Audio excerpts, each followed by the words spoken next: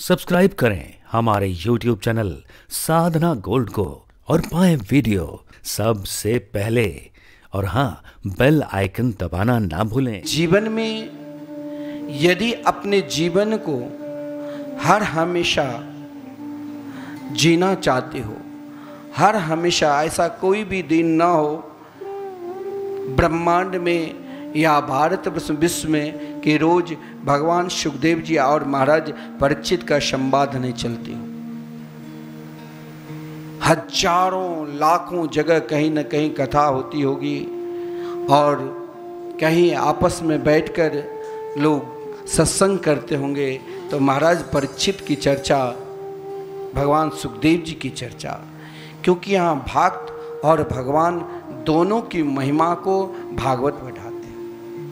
जहाँ भक्त की भी महिमा अपार और जहाँ भगवान की महिमा अपार है, वही तो श्रीमद् भागवत महापुराण है। महाराज परीक्षित घबराए नहीं। महाराज परीक्षित का जीवन में हर प्रकार के, हर तरह के व्यक्ति होते हैं। कोई जीवन में अपनी बुद्धि को अनेक कार्य में लगाकर उन कार्य की कुशलता सर्वोपरि समझकर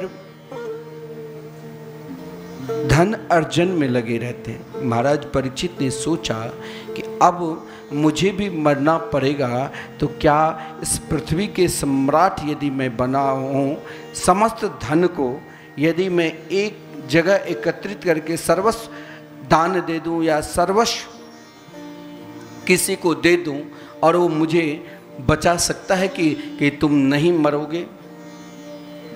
मरना तो पड़ेगा ही। अपनी बुद्धि को क्यों नहीं एकमात्र सब कुछ करते हुए जहां प्राणी मरे नहीं, जहां हर हमेशा जिंदा रहे, जहां हर हमेशा उनकी प्रशंसा होते रहे, जहां हर हमेशा उनकी चर्चा होती रहे, जहां हर हमेशा उनकी केवल आदर भाव से ही पुकारे।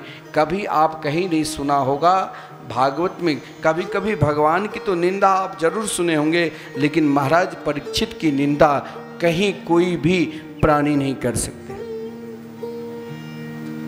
किसी भी शास्त्र में और कहीं भी वर्णन नहीं। क्योंकि महाराज परीक्षित जीवन में एक ही जगह अपना सर्वस्व दिया था, वो भगवान के चरणों में। सोचा मरना तो पड़ेगा ही, लेकिन मरूं श्री कृष्ण के नाम लेकर ही क्यों नहीं, उनकी कथा श्रवण करके ही क्यों नहीं, जो सदा उनके साथ जुड़ जाऊं। हर व्यक्ति कहीं ना कहीं किसी न किसी से संबंध जोड़ लेते हैं, लेकिन वो संबंध ऐसा है जो कभी न कभी, चाहे आप किसी से पत्नी हो, पति हो, पुत्र हो, पुत्री हो, मित्र हो, वो संबंध बराबर नहीं रहता है, कभी न कभी टूट ही जाता है। अगर नहीं टूटता है तो मरने के बाद महाराज किसी के पति गया, किसी के पत्नी चली, तो वो क्यों नहीं जाता है, किसी के पुत्र गया, वो संबंध है ही नहीं। उन संबंध को हमें परमात्मा के चरणारविंद में समर्पित करना है।